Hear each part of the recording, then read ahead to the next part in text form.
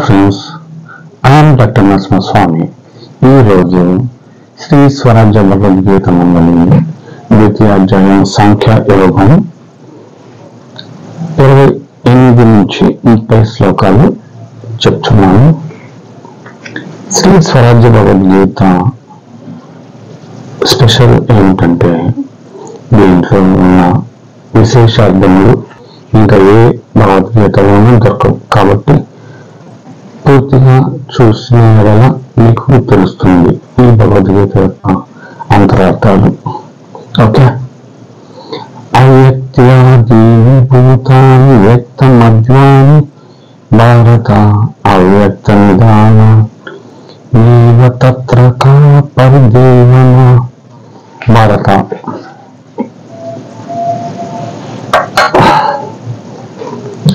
భారత భూతాన్ని శరీరములు, అవ్యక్త ప్లస్ అది స్పష్టముగా కాని అది గలవి, వ్యక్త మధ్వాన్ని స్పష్టమైన మధ్యకాలము గలవి, అవ్యక్త విధానాన్ని స్పష్టముగా తెలియని అంతము కలవి. తత్ర ఆ శరీరముల విషయంలో పరిదేవన దుఃఖించి పలుకుట ఏమిటి? అర్జున, ప్రత్యేగాత్మ జనన మరణ రహితము, శరీరంలో జనన మరణ సహితములు. ఈ శరీరంలో పుట్టుక మునుపు ఎట్లుండనో అనేది స్పష్టంగా ఎవరికి తెలియదు. నశించిన పిమ్మట ఏమైనది స్పష్టంగా ఎవరికి తెలియదు. పుట్టిన పిమ్మట సావక మునుపు గల మధ్యకాలమును స్పష్టంగా అందరికీ ఎట్లుండునని తెలియచున్నది. ఇట్లు ఆద్యంతములు తెలియక మధ్యకాలమును మాత్రమే తెలియబడు శరీరమును గూర్చి దుఃఖముతో కూడుకొని మాట్లాడుచున్నావు ఎందుకు? ఏ విధముగానైనా నశించి తీరునట్టి ఈ స్థూల సూక్ష్మ శరీరముపై భ్రమ వదులుకొను. విశేషార్థము: అంతములు దవ్యక్తములను మధ్యమను దబి వ్యక్తముగా ఉన్న ప్రాణుల విషయమును దుఃఖమెందుకు? యోగ నిద్ర వల్ల అంతఃకరణ వృత్తులు లీనమై ఉండును. అప్పుడు ఇవి తోచనే తోచవు. జాగ్రత్త అవస్థలోకి వచ్చుటకు ముందు ఆదిలో కూడా ఇవి అవ్యక్తముగానే ఉండును. ఉత్తాన దశలో ఇవి వ్యక్తము. సదా ఉండు బ్రహ్మనే నీవు. ఇట్టి నీకు అనిత్యములైన జీవ సృష్టిని గురించి దుఃఖింప పని లేదు. 29వ శ్లోకం. ఆశ్చర్యవత్ పశ్యతి కచ్చిదేవ మాశ్చర్యవద్వదతి తదైవచ్ఛన్యః. ఆశ్చర్యవచ్చైన మన్యశృణోతి శ్రుత్వాప్యేనం వేదమచైవ కచ్చిత్. దీని అర్థములు: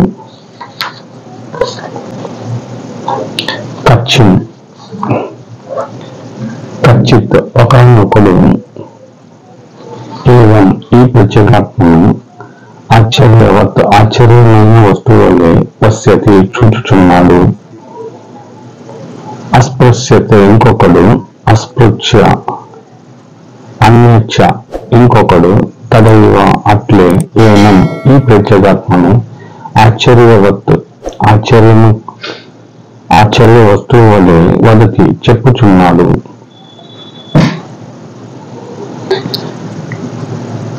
అన్యః ఇంకొకడు ఏనం ఈ ప్రత్యేగాత్మను ఆశ్చర్య వస్తువు వలె శృణోతి వినుచున్నాడు.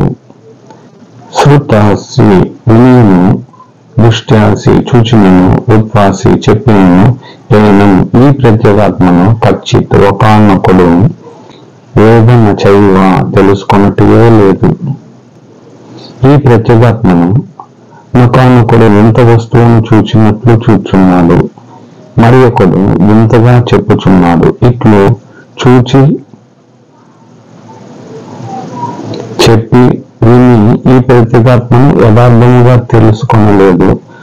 దృష్టికి వాక్కునకు శ్రోత్రమునకు అతీతమైనది ప్రత్యేగాత్మ. విశేషార్థము: మనసు, బుద్ధి, అహంకారములనబడు 3 దీపములను ఆకాశ జలాగ్ని స్థానములను గుళ్ళయందు దేవుడుంచినాడు. శబ్ద రస రూపములను వెలిగించు శక్తులే దీపత్రయము. ఈ దీపత్రయము ప్రపంచమున ఎరుగనే కాని బ్రహ్మ ప్రకాశములు కావు. ఆశ్చర్యముగా బ్రహ్మమును చూసి చెప్పి వినియును కూడా ఒకనొకడు ఈ బ్రహ్మమును ఎరగడు. మహాకారణము స్నేహంభావమును ఏర్పడు అంతర్ముఖ ఉత్తి అనబడు జ్ఞాన దీపముచే దేవుడు వెలుగును, ఇతర దీపములచే బ్రహ్మమును ఎరగలేము. దేహీ నిత్య 30వ శ్లోకం. దేహీ నిత్యమవ ద్యో అయం దేహే సర్వస్య భారతః తస్మాత్ సర్వాణి భూతాని నత్వం శోచితుమర్హసి. భారత అర్జున, సమస్త ప్రాణుల యొక్క దేహము పద్యాన్ని సంహరించబడి బడుచున్నను. అయం ఈ దేహి ప్రత్యేగాత్మ నిత్యం ఎల్లప్పుడూ అవ్యద సంపదగిన వాడు కాదు. తస్మాత్ ఈ కారణం వలన త్వం నీవు సర్వాన్ని సమస్తమైన భూతాన్ని ప్రాణులను గూర్చి శోచితుని దుఃఖించుట కొరకు నరహపి తగవు. దేహి అనగా జీవుడు. జీవుడున్నప్పుడు లక్ష్యార్థముచే ప్రత్యేగాత్మను కొన్ని చోట్ల గ్రహించవలను. సందర్భానుసారము కొన్ని చోట్ల అవిద్య, ప్రత్యేగాత్మ, బ్రహ్మం యొక్క ఆభాస ఈ 3ను చేరి వాచ్యార్థంగా జీవుడని గ్రహింపవలను. ప్రత్యేగాత్మ ఎప్పటికీ సంపతగినది కాదు. సర్వ ప్రాణుల యొక్క స్థూల సూక్ష్మ శరీరము ఎప్పటికైనా నశించే తీరును. కనుక ఓ అర్జున, ఈ ప్రాణులను గూర్చి నీవు దుఃఖించుట తగదు. విశేషార్థము: ఆత్మ ఒకటే నిత్యము, అనాత్మ అనిత్యమే కనుక దుఃఖింప తగదు.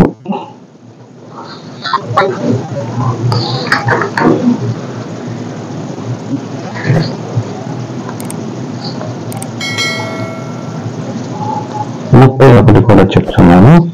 స్వధర్మాపి చావక్ష న వికంపితుమర్హసి ధర్మాతి యుద్ధక్షేయ అన్యత్ క్షత్రియస్య న విద్యతే.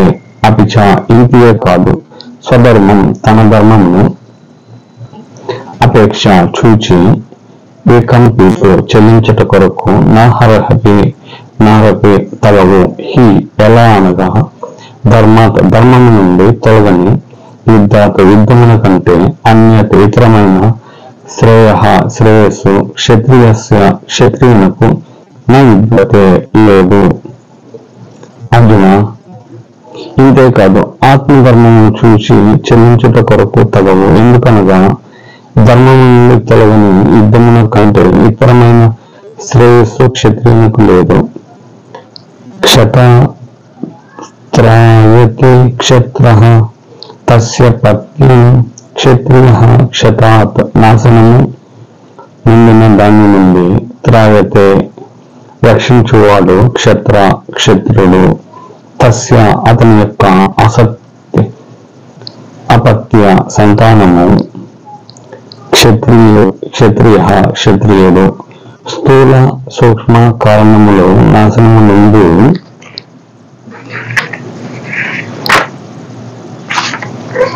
నిండినవి. ఈ 3కి క్షేత్రమని పేరు. ఈ క్షేత్రములో మునిగి ఉన్న జీవుని రక్షించుట బ్రహ్మనిష్ట. బ్రహ్మనిష్ట నుండి కలిగినది బ్రహ్మబోధ. బ్రహ్మబోధచే ఆచార కాండను ఖండించి శుద్ధ సాత్విక బ్రహ్మాకార వృత్తులను రక్షించుట క్షత్రియ వృత్తి. బ్రహ్మనిష్ట నుండి సర్వ వృత్తులను నశింపచేయుటయే క్షాత్రధామమైన స్వధర్మము. స్వ విశేషార్థము. స్వ తాను ఆత్మ, స్వధర్మం ఆత్మధర్మం, బ్రహ్మనిష్ట పరధర్మం, అనాత్మ ధర్మం. జ్ఞాన యుద్ధమే తన ధర్మము, తనలో తాను లేనమొకటియే స్వధర్మము. స్వధర్మముకు జ్ఞాన యుద్ధమున అనాత్మ అంతయు నశించును. మనోక్షతముల నుండి రక్షించుట క్షత్రియునికి ధర్మయుక్తమగు. జ్ఞాన యుద్ధముల కంటే ఇతరమగు మార్గము ముక్తి ప్రదము కాదు. ఓకే, ఇది ఈరోజుకి 32 నుంచి